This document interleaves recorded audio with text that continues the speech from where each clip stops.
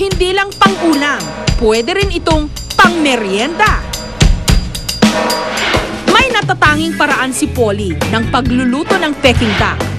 Ngayon, ang gagawin na natin, lalagyan na mamarinate na tayo. Matapos palamanan ng secret ingredients ang itik, papahira ng pinaghalong honey at suka, at saka pahahanginan sa loob ng 12 oras.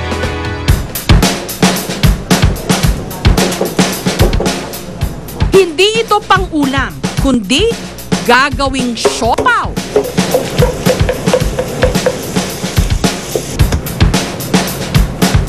I'm partly Chinese. Interesado ako sa paggawa ng Peking duck. So, nag-attend ako ng lesson and then from there, nag-experiment ako kung paano ko mai-improve yung quality ng Peking duck. Ang duck siopaw ni Polly, mabentang-mabenta sa halagang 45 pesos kada piraso. Sa Victoria, Laguna, isa sa pangunahing pinagkakakitaan ng mga tao ang pag-iitik. Sa katunayan, meron pa ritong rebulto ng itik. Ang itlog raw ng itik, mas masarap kesa itlog ng manok, lalo na kapag ginawang leche flan. Ang pagsasamahin natin yung dry ingredients. Matapos paghaluin ang pulbos na gatas at asukal, isasama ang mga itlog ng itik. Hinaluan ng kaunting tubig, kalamansi juice at vanilla. Hindi niya dapat pupunuin kasi aapaw pa yan eh. At saka pasisingawan.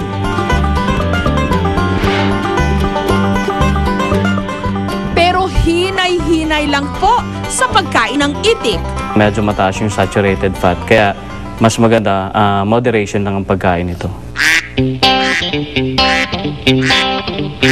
Sa dinami-dami ng mga makakain mula sa bibe, may isa na talagang sosyal.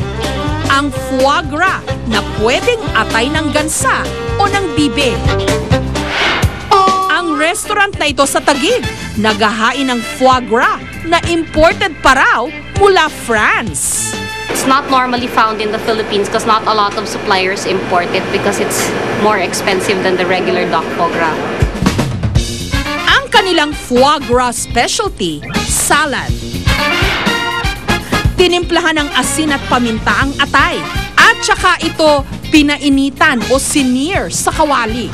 It's very fatty, so once you put it in the pan, it renders its own natural oil.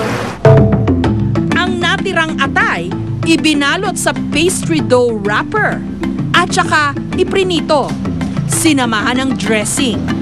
Ang salad na ito nagkakahalaga ng 588 pesos. Malasang talaga siya. Pero with the combination of the fruits and the salad, magko-compensate niya yung lasa niya. It actually melts in your mouth. Very creamy.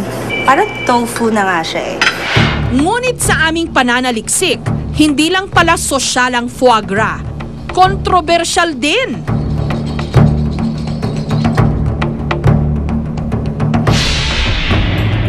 Sa video na ito na ipinahiram ng grupong PETA o ang People for the Ethical Treatment of Animals, makikita ang kinahahantungan ng mga bibe at gansa mula sa Europa. Ang ilan, malayang nabubuhay sa natural nilang mundo. Pero ang ilan, bihag. Ang mga lalaking bibe at gansa ikinukulong sa maliliit na hawla.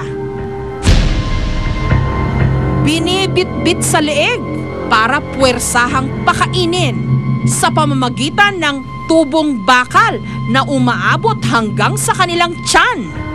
Sa paraang ganito at sa pamamagitan rin ng halo-halong grain, pati na ng butter o mantikilya, binubundat ang mga bibi at gansa para lumaki ng 10 beses ang kanilang mga atay.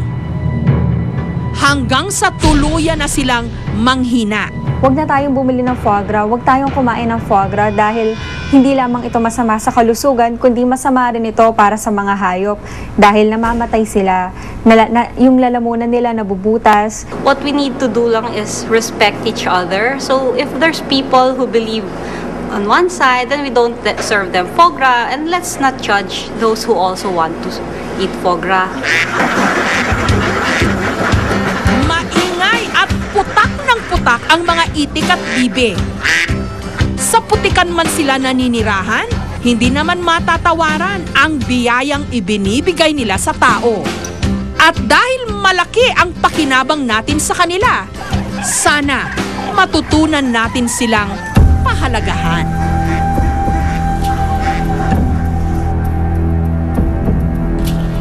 Susunod, pagbababad sa kawa, pagpapakagat sa isda, at pagbabalot at pagtatapal-tapal ng katawan, mga tradisyonal na pamparelax.